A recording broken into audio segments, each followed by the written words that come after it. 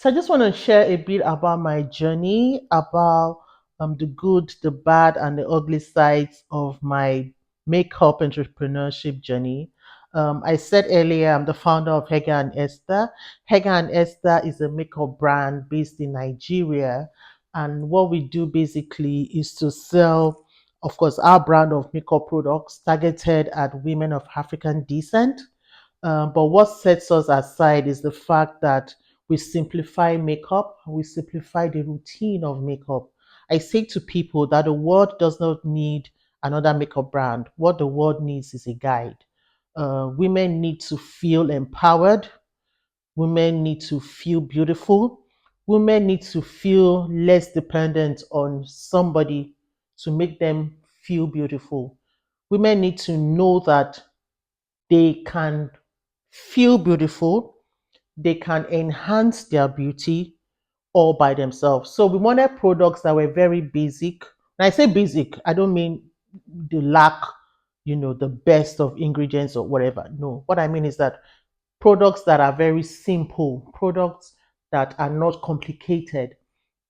So when you go through our portfolio, you would not see intimidating stuff. You would see the simple stuff. You would see foundation, powder, lipstick, lip liners. Those are, we try to keep it simple. If you go through our socials, you would see a lot of education. You would see a lot of us talking about how to achieve this look, how to achieve that look. Because, like I said earlier, we want to be a guide. We want to we want to demystify makeup and make it something that you, as a regular woman, can feel comfortable wearing. Well, so Hega and Esther has been in business for well over 20 years. And along the journey, so many people have joined us. People joined us or got to know about us like a year ago, 5 years ago, some even yesterday. And they don't know this brand. They just see this brand that keeps posting, nice, content, talking about how to look good and all of that. And a lot of people patronize us even without knowing who we are. And we feel like there's so much noise out there, there's so much information out there, and we want to make ourselves known. We want you to know who we are. We don't want you to just buy our products. We want you to know why we are in business and why we are unique in our own way. Um, so that's what this is all about. That is what this channel would be about, sharing my story, my journey. Also, there's a lot of information out there in the social space. If you're an aspiring entrepreneur or a startup, if you're not careful, you will tend to feel like you're left behind, especially if you're going through one challenge or the other. You might tend to feel like, okay, the whole world seems to be doing well and I'm not. Honey, the truth is, on social media, we all put our successes out there. We all talk about how we won and how smart we are and how flawless we are. We talk about how we are thriving. A lot of us do that, and we don't talk about the days that we cry. We don't talk about the days that we question our decision. We don't talk about the moments that we even question our faith sometimes. Like, God, didn't you say, God, but I prayed. Why is this happening to me? We question that a lot. So we don't talk about that. You hardly see that on social media.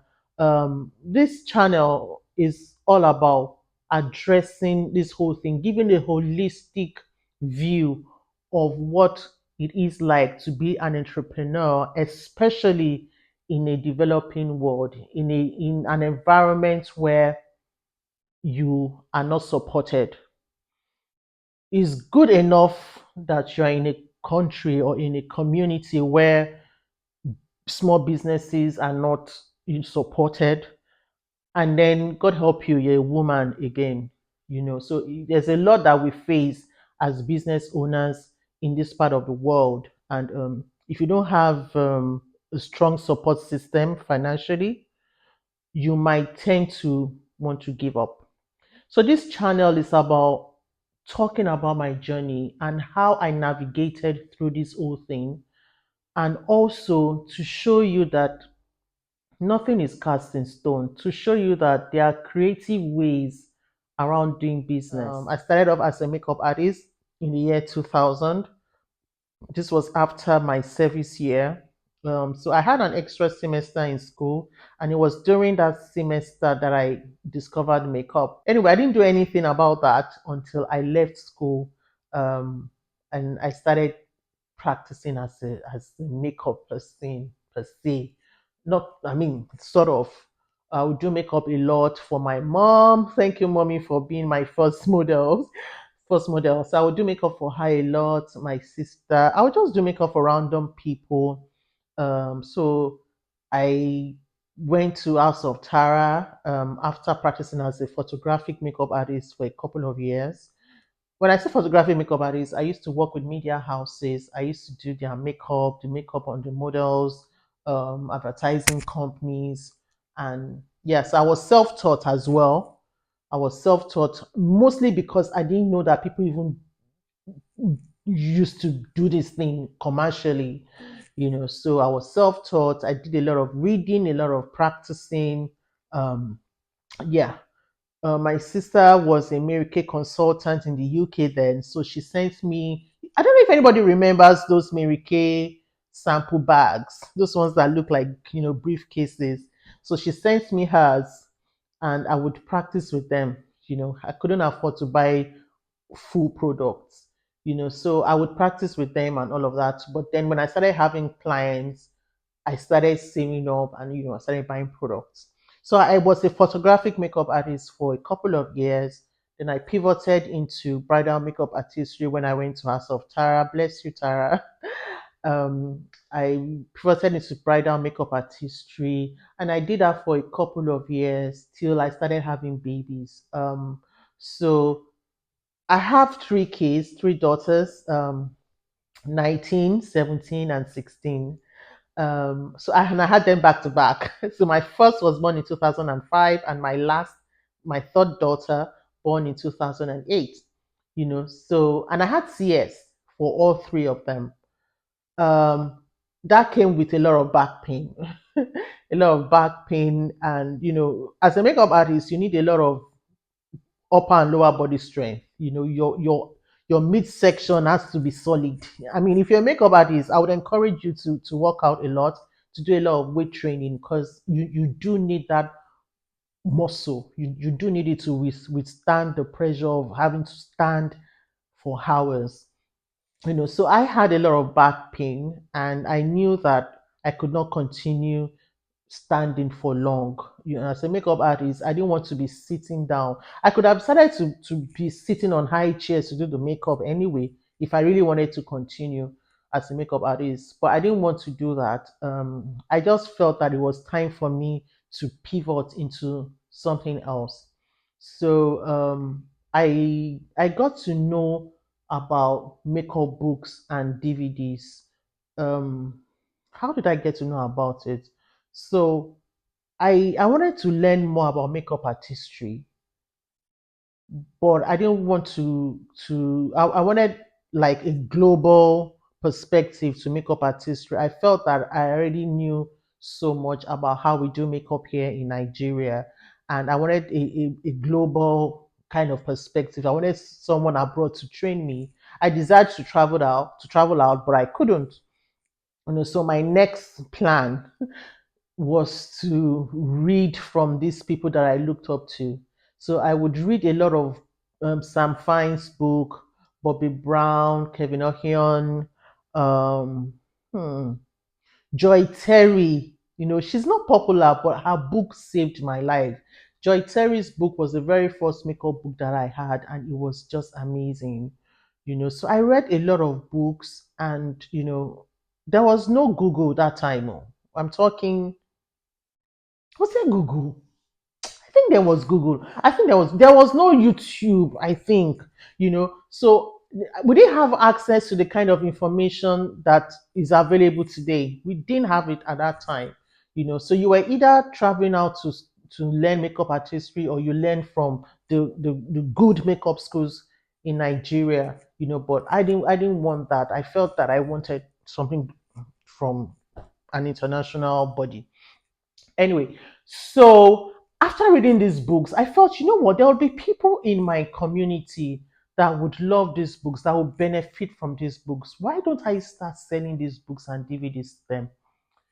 So I decided I was going to do that, but I didn't have money. I just got married. I mean, I didn't just get married, sorry. I just had my last baby. Yeah. I just didn't have the funds, honestly. So much. If you're a small business owner and you're starting a family, you would understand what I mean by I didn't have money to start the business. Thank God for my husband who was very supportive, but there was a limit to what I could demand because I knew our capacity at that time. So what did I do? I would take pictures of Sam Fine's books, or I'll save pictures from their websites. Same thing with DVDs by Danisa Myricks. I will save pictures of our DVD and post on my Facebook page. Facebook was what we had at that time. And I would tell people that I have these books and these DVDs to sell. And a lot of people would reach out to me, saying, "Oh, I want these books, I want these DVDs, fantastic." And I would say to them, if you want it, you're going to have to make a payment and you must be willing to wait 2 weeks to get the book. And most of them didn't mind. So, guys, that was how I used other people's money, OPM, to start the makeup business. I'm going to have to take a break here and say that when business consultants or business owners say that you don't need capital to start a business, honestly, it is not cliche. It's not them trying to sound a certain way, trying to sound bougie or whatever. No. From my story, I don't like to share things that I have not experienced personally. Yeah. From my story and my journey as a business person, it is true that capital is not what you need. Honestly, what you need is an idea. And what you need is to be crazy enough about that idea. What you need is to believe so much in that idea. If you believe so much in that idea, if you think about that idea day and night, something is going to drop in you. A solution will drop in you. You don't have to be a Christian or a Muslim or whatever. The more you dwell on a thing, the more insight you have about that thing. That is the truth. Believe me. So capital is not what you need. Don't let capital hold you down. Don't let capital be the reason why you're not starting that business that you want to start. You must learn how to scale down, how to start from where you are. Ask yourself, what do I have at this point in my life? And then take it up from there. So I asked myself, what do I have? What do I have with me, Bini? What can you start with? I had Facebook. I had access to pictures, and I have this community on Facebook.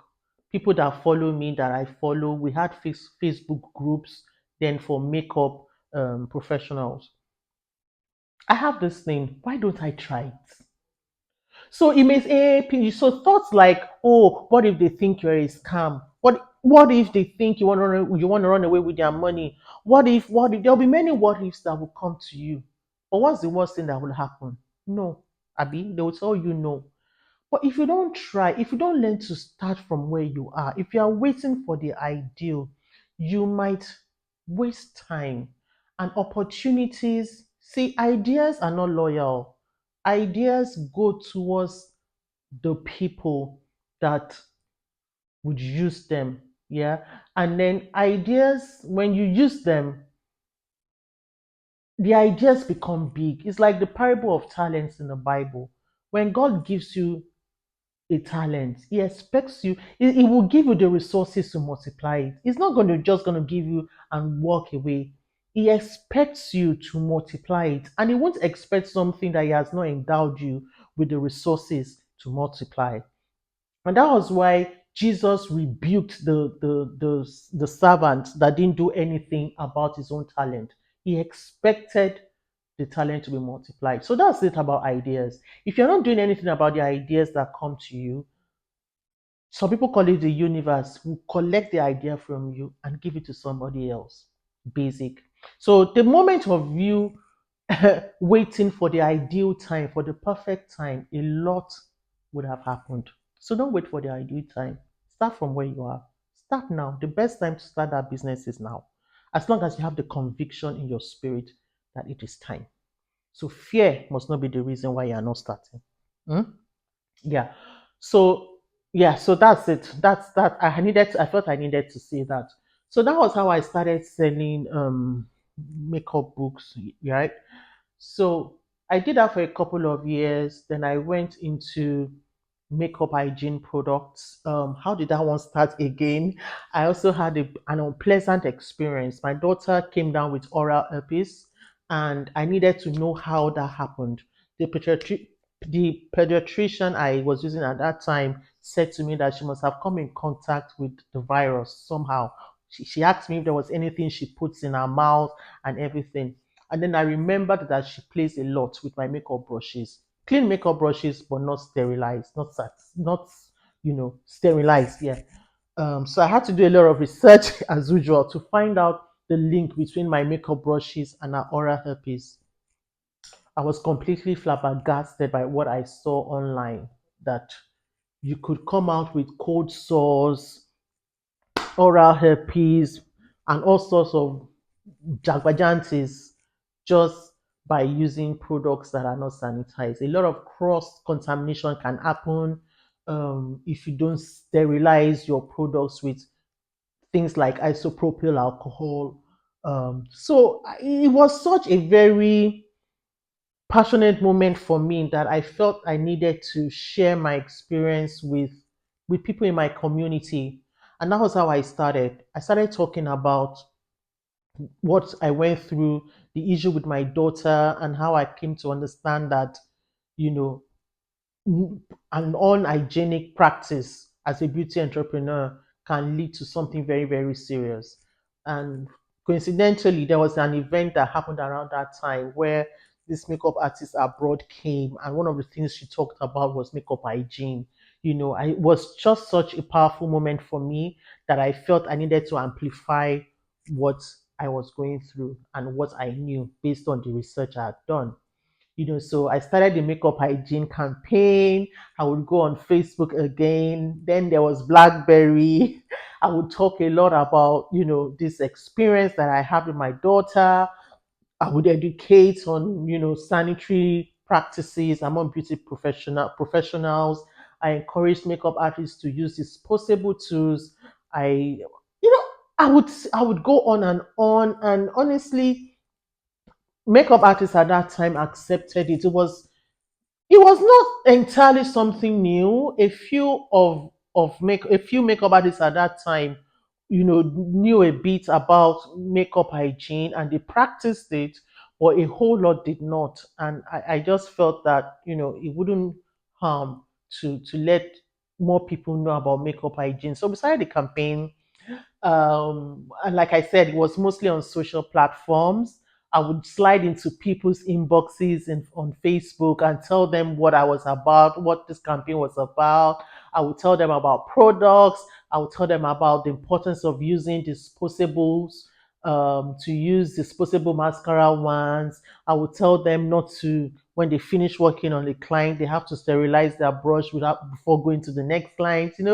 I did that for a few months and it was really good because it made people more aware of makeup hygiene. It made people more aware of safe beauty, and people embraced it a lot. People started talking about it a lot, and people became very, very conscious of it. It became a selling point, as a matter of fact, when people would say, "Oh, I would use disposables on you."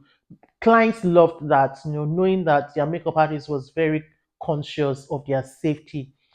So we did that for a couple of months, and then I started selling these products. I started selling isopropyl alcohol, disposable products, disposable lip applicator, eyeliner applicator, mixing palette, spatula.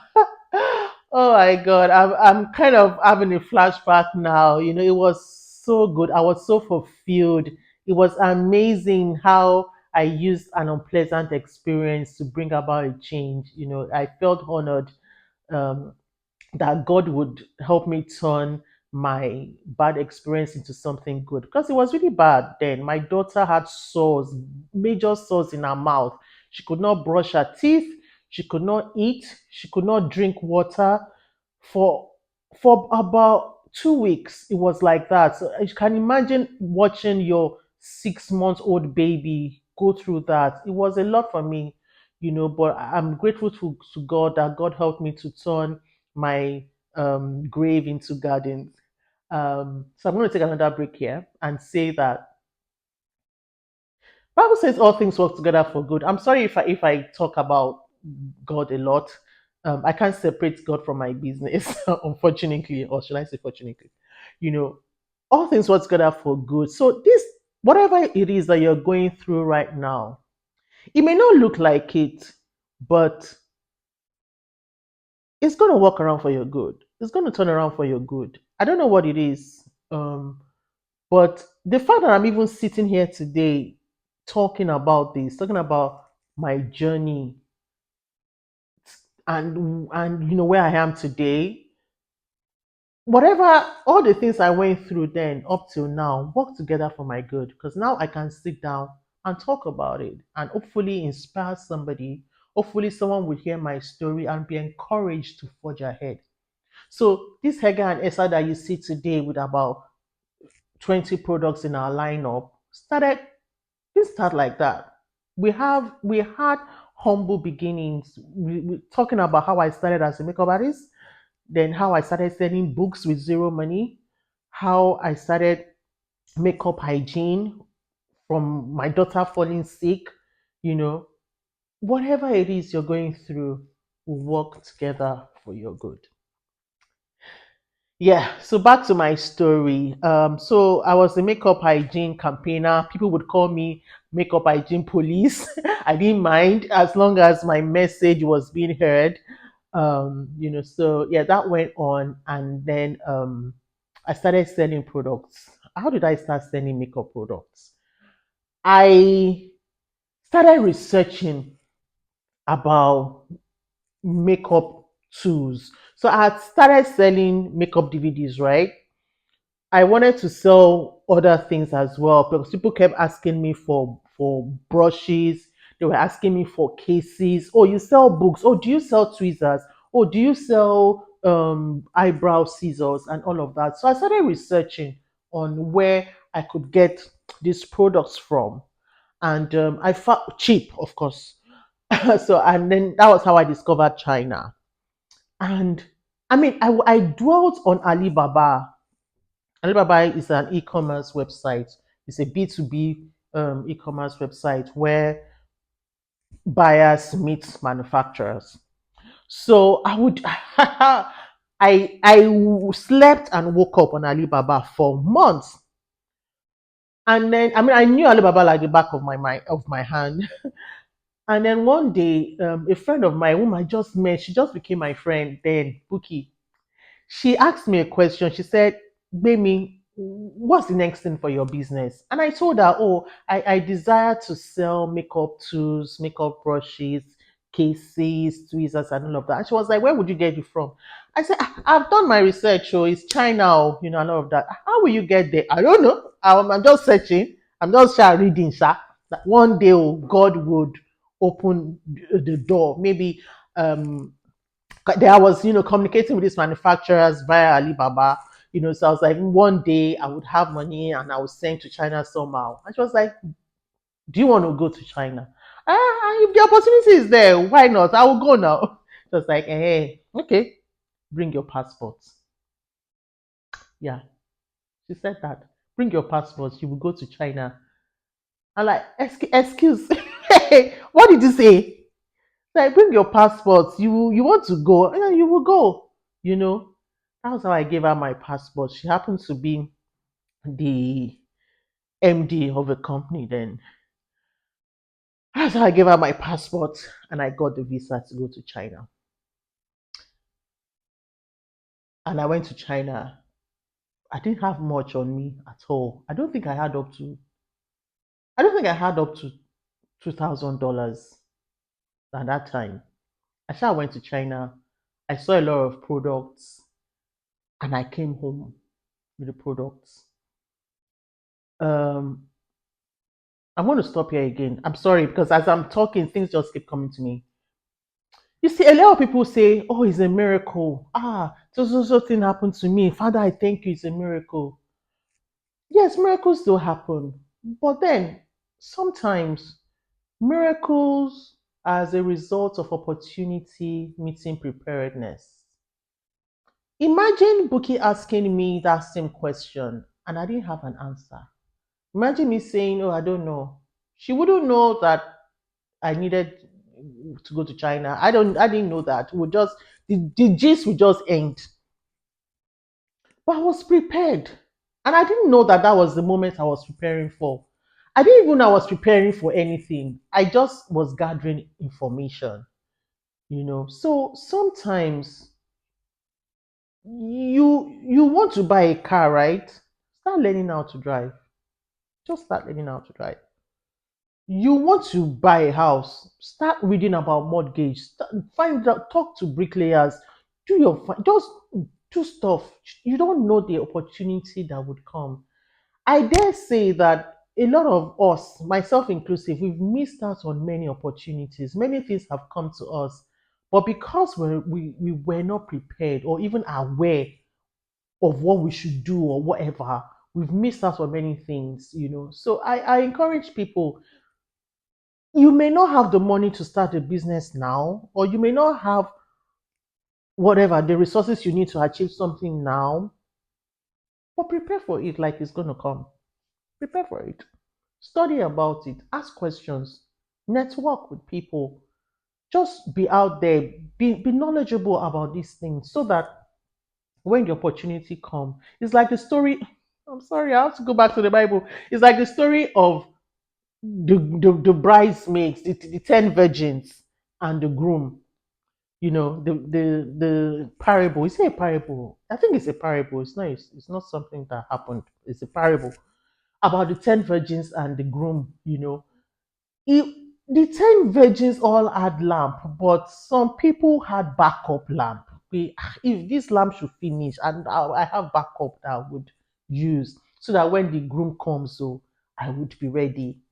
So we must always be ready. We must always be prepared. We must always be prepared for the opportunity, that will come because it will always come. Okay, so yeah, so I went to China with products. I mean, went to China, came back with products, and I started selling. And so some of the products I came back with were gel eyeliners from foreign brands. And I was so naive. It was my first time in China, first time, in fact, ever traveling out of the country. And I thought that I came home with cheap, yeah, they were cheap products. I thought that I bought products from the manufacturer, of Mac, for example. So I would brag about, oh, my own Mac is cheaper. I would go on social media, Facebook then and BlackBerry and talk about it. My clinical. So I sold a lot of these gel liners, black gel eyeliner, I think mascaras, makeup brushes, and of course the tweezers and the brushes and everything, makeup cases as well. So I was really out there, to be honest, and in a way, it opened the door for me because I was able to sell a lot, especially boxes then and brushes. I sold a lot. And then I would talk a lot about these gel eyeliners and my brushes, especially. They were Bobby Brown brushes until my friend Funke told me that these brushes they are not original though. Because Funke was more vast on makeup retailing than I was, and she was already selling these brands and all of that. Kudos to her. She's still my friend till today. So she told me, baby, these are not original Bobby Brown. Original Bobby Brown does not have 24-piece prostate, so she has only 12. So that was when I realized that, oh my God, I have compromised on my values. And I was like, no, this goes against everything I stand for. This goes against what this brand is all about. I need to stop. It was tough for me because I still had inventory, but I know I had to stop. So I stopped selling those products. Yes, I stopped selling those products. I gave a lot of them away, or I sold them out at ridiculous prices, but I could no longer promote it on social media. I could not. So people that just came and be like, you can buy it. They're not original, though, but you can, So I sold a lot of at ridiculous prices and I gave a lot away, you know. But that experience opened my eyes to possibilities in the makeup space. It made me see the gap in the makeup industry, for products that are suitable for the Nigerian market.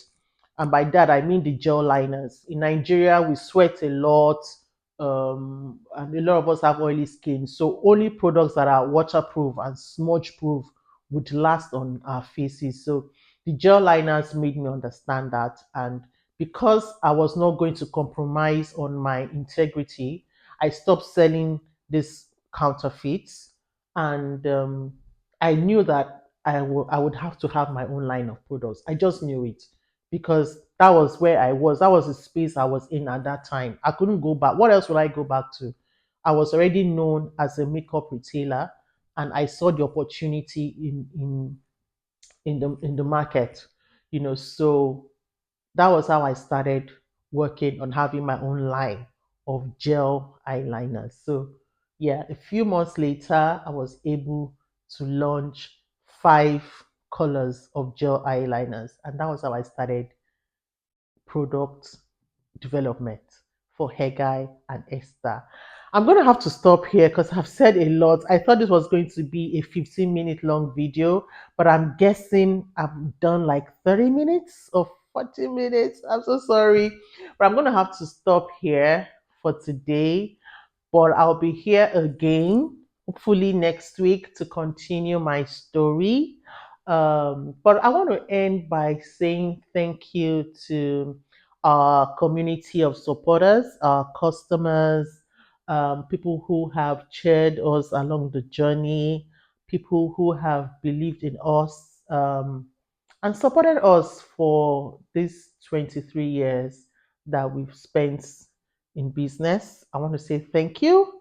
And I want to say you want to stick with us because there's a lot coming. There's a lot in the future that would not only make you proud of us, but would make you see the possibilities that can come out from Nigeria.